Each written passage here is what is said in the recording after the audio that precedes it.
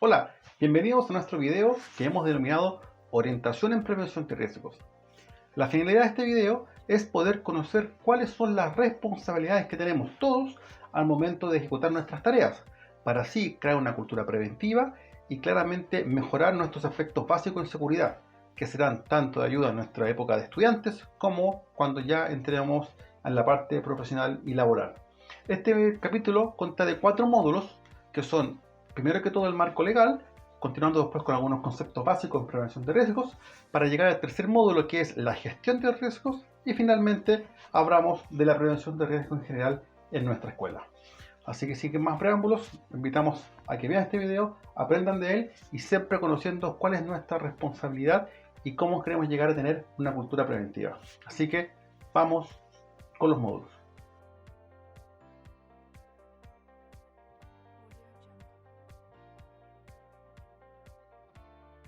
Marco legal vigente. En Chile existe una ley asociada a todos los temas relacionados con la prevención de riesgos laborales.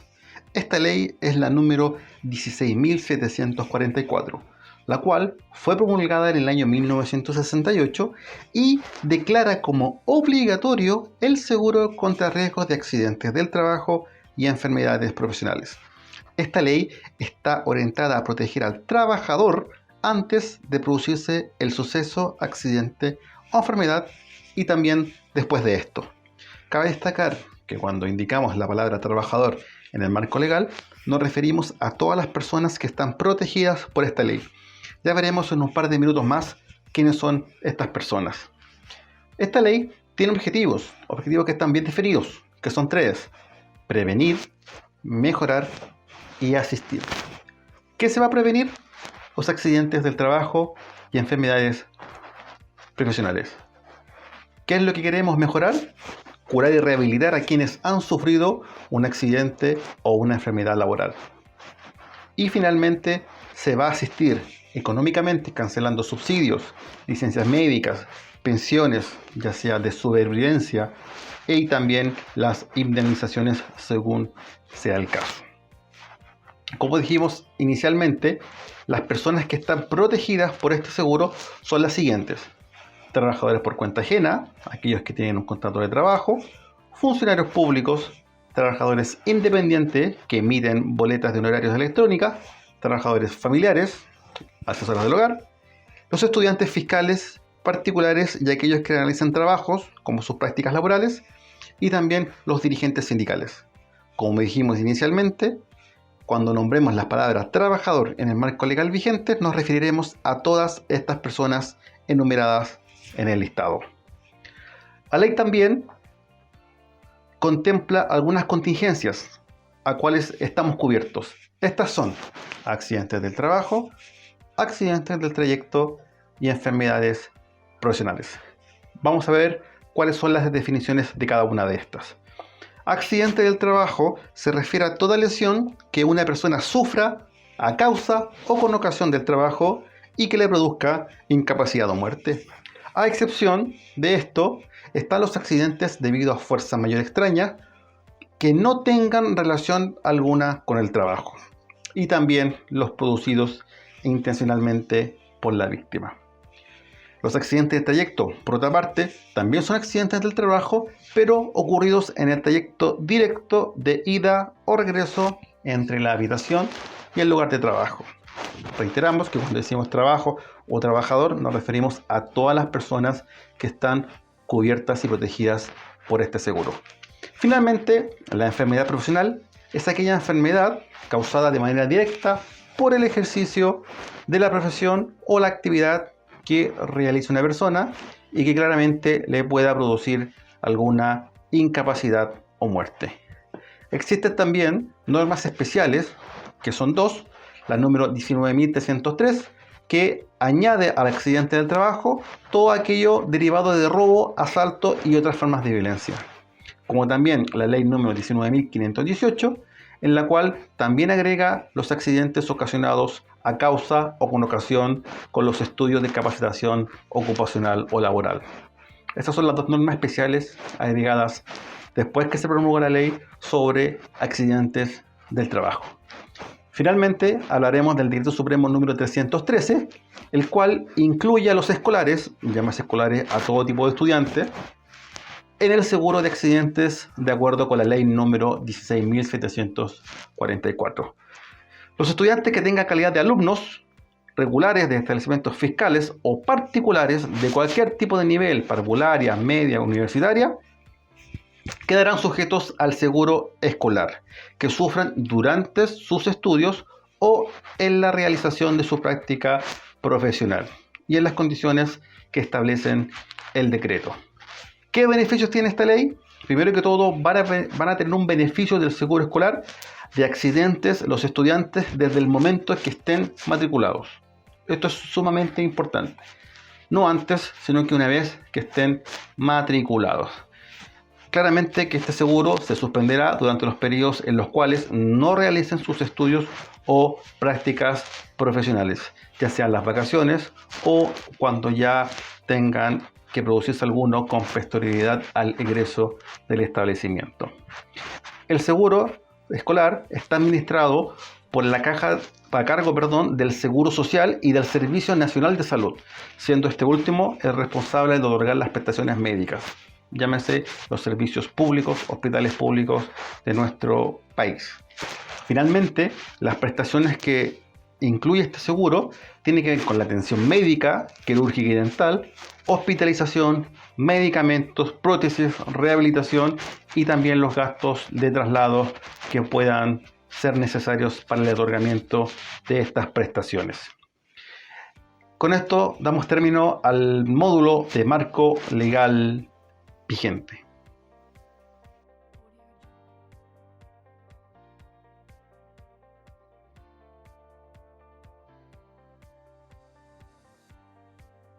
Conceptos básicos.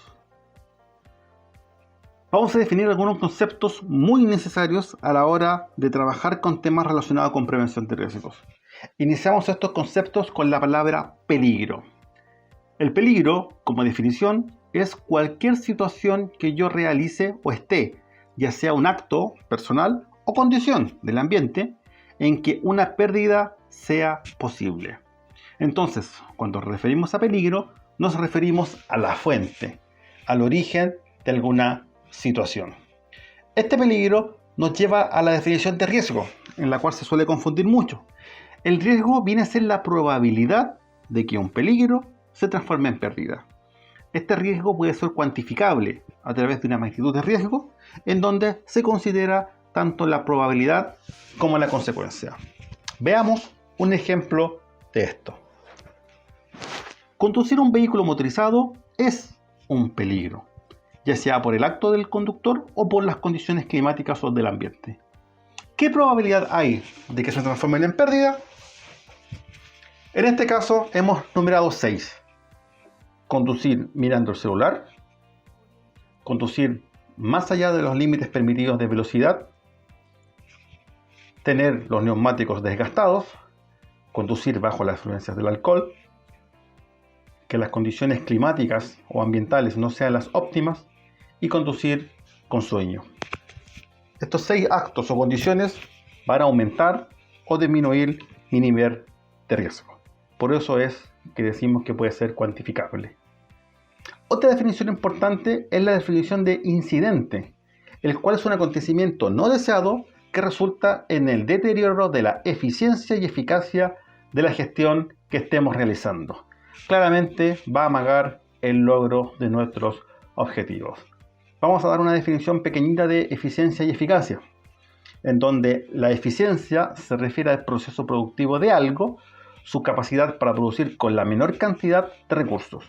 En cambio, la eficacia no le importa cuál sea el proceso mientras se logren alcanzar las metas. Ejemplo, si somos eficientes, si nos proponemos como objetivo producir 50 y conseguir 50. Si para producir 50 hemos gastado más de lo normal, no hemos sido eficientes. Si por el contrario gastamos menos, hemos mejorado claramente nuestra eficiencia. En ambos casos se logran las metas, solamente que con la eficiencia se optimizan mucho más los recursos. Finalmente, vamos a la definición de causas, ¿ya? Que tiene que ver con las causas de los accidentes que nosotros podamos tener, que son múltiples causas, siendo estos clasificados en dos grupos. Las causas inmediatas, que son las que ocurren apenas uno ve el accidente, o las causas básicas, que vienen a ser el origen. Dentro de las causas inmediatas tenemos aquellas producidas por actos subestándares o fuera de norma. Por ejemplo, la imagen, un trabajador que está realizando un trabajo con proyección de partículas, no utilizando sus elementos de protección facial. Y una condición subestándar, como también se ve en la imagen, tenemos una luminaria en altura que está a punto de desprenderse. Esas son acciones y condiciones subestándar que le llamamos las causas inmediatas del accidente. Por otra parte, tenemos las causas básicas, que son el origen de los accidentes, representada en factores del trabajo o factores de las personas. Como bien sale el ejemplo de la flor va a ser el accidente, el tallo van a ser las causas inmediatas y subyacentes, y finalmente la raíz va a representar a las causas básicas. Vamos a definir ahora estos factores que dijimos recién, tanto personales como del trabajo.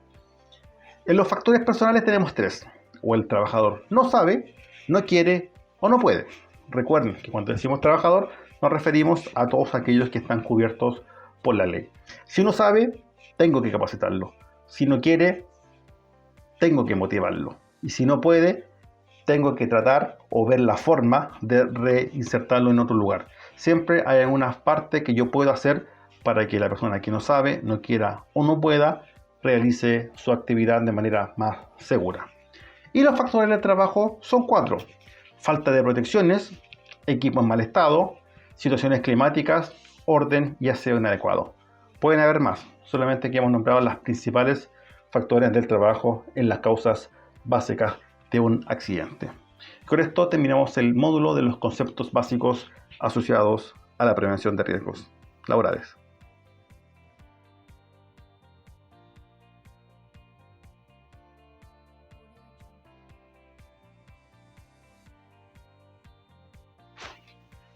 Gestión del riesgo. Este es el módulo más importante de este video, ya que vamos a identificar los peligros, evaluar los riesgos y ver cuáles son las medidas de control y cómo se deben tomar. Cuando hablamos de identificación de peligros, nos referimos al proceso que permite identificar que un peligro existe y que a la vez permite definir sus características. Dijimos que un peligro es el origen, es el acto o la condición de algo. Vamos acá a ver el siguiente ejemplo. En esta imagen, dentro de un laboratorio, tenemos muchas actividades asociadas. Por ejemplo, tenemos el primer peligro, donde hay una persona que está ingiriendo alimentos, creo que tiene un café en la mano, dentro de un laboratorio y no realizando un trabajo en sí. Tenemos también en un segundo nivel una condición muy desfavorable, donde hay elementos de vidrio que están en el borde de caer al piso. Tenemos también muchos desorden dentro del mismo laboratorio, como también tenemos dos personas que están realizando un trabajo, pero a la vez están conversando y no están prestando atención. Como bien, tenemos actos y condiciones. También tenemos una niña que está realizando otra actividad dentro sin el pelo amarrado, que también sería un acto dentro de su trabajo. Así identificamos peligros.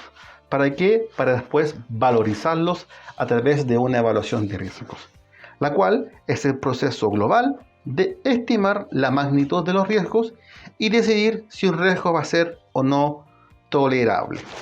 Como vimos hace un rato, en la parte anterior, sobre la definición de riesgo, dijimos que era la magnitud del riesgo, la probabilidad por la consecuencia. Vamos a la primera de estas, la probabilidad. Este valor que tenemos acá de tabla indica qué tan probable es que ocurra un accidente. Le vamos a dar un valor 1. Si la probabilidad de que ocurra un accidente o lesión va a ser un poco menor, le damos 2. Y si ya es muy probable, le damos el valor de 3. Con esto cuantificamos la probabilidad de menor a mayor. Eso es con respecto a la probabilidad. Por otra parte, en la consecuencia también lo vamos a valorizar con 1, 2 y 3, dependiendo si la consecuencia va a ser sin lesiones, o hay algún daño material o una lesión mediana, va a ser 2, o si ya tenemos una lesión grave o mortal, tenemos 3. Al igual que la probabilidad, la consecuencia también se mide con valores de 1, 2 y 3, dependiendo también de la gravedad de esta. Para finalmente, con la magnitud de riesgo, si multiplicamos la probabilidad por la consecuencia, nos da resultado de 1, 2, 3, 4, 6 o 9, y según ese resultado vemos qué tan riesgosa es nuestra actividad o cuál es su magnitud. Si es una magnitud de 1 y 2 va a ser aceptable, si es entre 3 y 4 va a ser moderada, y si tenemos una actividad con una magnitud de riesgo de 6 a 9 va a ser crítica, donde claramente tenemos que tomar acciones de inmediato para que cada una de estas disminuya y por qué no llegar a todos a un nivel de aceptable. Para eso vamos a tomar medidas de control, que son dos medidas: las medidas o barreras, tales como protecciones de maquinarias y elementos de protección personal, como también medidas blandas, tales como procedimientos de trabajo, permisos de trabajos, instructivos, inspecciones, entrenamientos, lista de chequeo, etc. Estas medidas nos van a hacer reducir la magnitud de riesgo, ojalá de crítico a moderado, y por qué no a aceptable o tolerable, en vez de moderado. Siempre se tiene que buscar lo más bajo posible.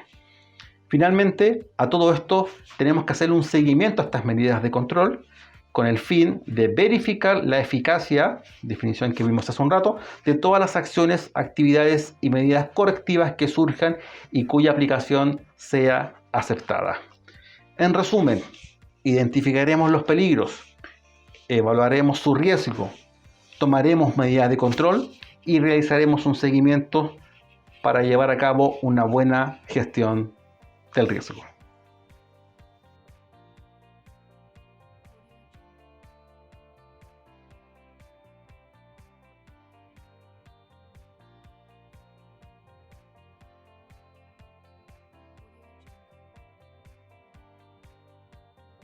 Finalmente, hablaremos de la prevención de riesgos en nuestra escuela de ingeniería bioquímica. Primero que todo, hablaremos de los riesgos generales. Estos riesgos no solo están presentes en la escuela, sino que en cualquier lugar que nosotros vayamos. Estos son caídas del mismo nivel, caídas de distinto nivel, atrapamientos, golpeado por, golpeado contra e incendio, que son los riesgos que básicamente estamos expuestos durante cada día de nuestras vidas. También tenemos riesgos un poquito más específicos en nuestros laboratorios, en los cuales están incendio, derrames, contacto con sustancias peligrosas, inhalación e intoxicación. Dentro de nuestro laboratorio tenemos algunas normas generales, las cuales son no comer ni beber en ellos. Las personas con pelo largo deberán tomárselo. Tenemos que saber cómo reaccionan nuestras sustancias. Lavarnos las manos antes y después de la manipulación de estas sustancias. Jamás utilizar envases diferentes para almacenar alguna muestra. Y finalmente, utilizar siempre los elementos de protección personal que correspondan al trabajo que voy a realizar. Cabe destacar que en los laboratorios existen procedimientos establecidos que se darán a conocer al su momento respectivo. Finalmente, hablaremos de un plan de emergencia como universidad, ya que este es bastante similar en todas nuestras escuelas y sedes. Primero que todo, tenemos que identificar nuestras vías de escape y zonas de seguridad, alejarnos de ventanales y objetos que puedan caer, y también evitar las fuentes de incendio, como son eléctricas y las de gas. No utilizar ascensores en las emergencias, bajar directamente por las escaleras y en orden. En caso de un terremoto, antes de evacuar, y si no es posible hacerlo de forma inmediata, formar el triángulo de la vida, que esto es ubicarse en posición fetal junto a un elemento firme hasta que cese el movimiento. Si estamos atrapados, tenemos que cubrirnos siempre la boca y la nariz para evitar que algún polvo o alguna sustancia pueda entrar por nuestros pulmones. En caso de un incendio, siempre alertar que existe un fuego a las personas que me rodean. En caso de saber y estar capacitado de usar el extintor, vamos a hacerlo de manera correcta, según siguiendo las instrucciones. Y en caso ya de ver un foco no controlado, llamar directamente a bomberos al 132 o al 227-3000 y obedecer siempre las instrucciones que nos van a llegar por esa vía. En caso de evacuar en algún incendio, agacharnos para evitar que el humo ingrese a los pulmones, y si estamos a salvo, siempre poder ayudar a otros con precaución. Vamos a conocer ahora cuál es la zona segura que se ha definido para nuestra escuela. Esta es en el bandejón central de la Avenida Brasil. Cada vez que exista alguna orden de evacuar, nos reuniremos en este sector para contabilizar que todas las personas que están en la universidad hayan salido y así evitar algún riesgo mayor. De igual manera, tenemos un mapa en caso de inundación de tsunami, del cual salimos de nuestra escuela directamente hasta llegar a la Avenida Francia y después a la Avenida Alemania, donde está el Colegio Patrocinio San José. Frente a ese colegio hay una plaza donde nos reuniremos y realizaremos el conteo correspondiente de todas las personas que están en la escuela. De esta manera haremos una evacuación segura y muy tranquila. Eso es lo que podemos hablar de la prevención de riesgos en nuestra escuela. Y bien, hemos llegado al final de este video, esperando que haya sido de su agrado y lo más importante, dejar en claro cuáles son las responsabilidades que nosotros tenemos tanto como alumnos, funcionarios, docentes, auxiliares, etcétera, dentro de nuestra escuela. ¿Para qué? Para llegar a tener una cultura preventiva en nuestro actuar, tanto a nivel estudiantil como posteriormente a nivel profesional. Así que nuevamente las gracias y nos veremos en una próxima eventualidad.